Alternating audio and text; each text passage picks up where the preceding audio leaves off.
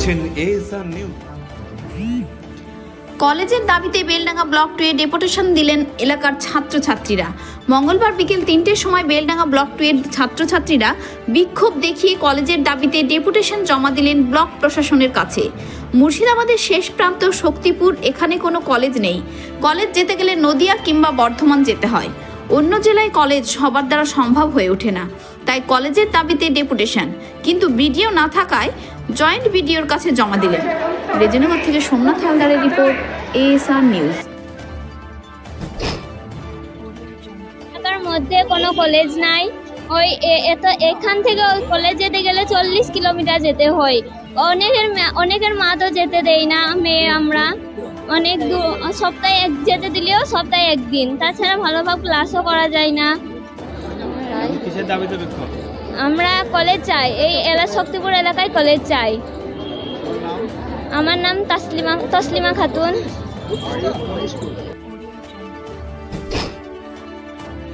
বেলডাঙ্গা 2 নম্বর অধিকাংশ ব্লকেই কলেজ থাকা সত্ত্বেও আমাদের বেলডাঙ্গা 2 নম্বর ব্লকে এখনো পর্যন্ত কোনো কলেজ নেই। আমাদের চারিদিকে, আমাদের দুই দিকেই নদী থাকা সত্ত্বেও আমাদের প্রায় 40 কিলোমিটার অতিক্রম করে কলেজ যেতে হয়, এবং আমাদের এখানকার অধিকাংশ মেয়েরাই সপ্তাহে একদিন কলেজ যেতে পায়। তারা সপ্তাহে প্রতিদিন নিয়মিত কলেজ যেতে পারে না, এবং আমাদের 2 নম্বর ব্লকে এখনো পর্যন্ত কোনো কলেজ নেই। তাই আমরা কলেজের দাবিতে এই বিক্ষোভ দেখাচ্ছি। আমরা এমন একটি এলাকায় বাস করি যার 3 দিকেই মানে নদী দিয়ে ঘেরা, মানে একটি দ্বীপের মতো আমাদের এলাকা।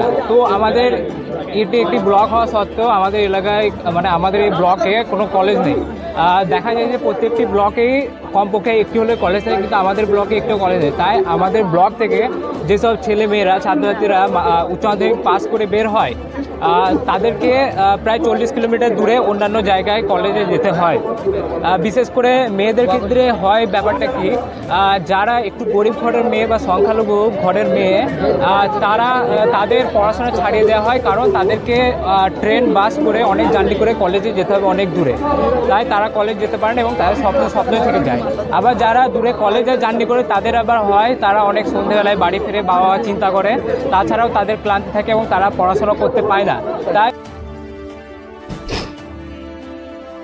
শতভাগ সহমত, এবং কলেজ হলে এই এলাকার বিশেষ করে সংখ্যালঘু এবং প্রান্তিক সম্প্রদায়ের ছেলেরা ও মেয়েরা তারা উভয়ই এখানে কলেজে পড়তে পারবে। সব থেকে বড় সমস্যা হচ্ছে আমরা একটা বেলডাঙ্গা 2 নম্বর ব্লক ভৌগোলিক পশ্চিম পাট্টা ভৌগোলিক অবস্থান দিকে একটা দ্বীপ।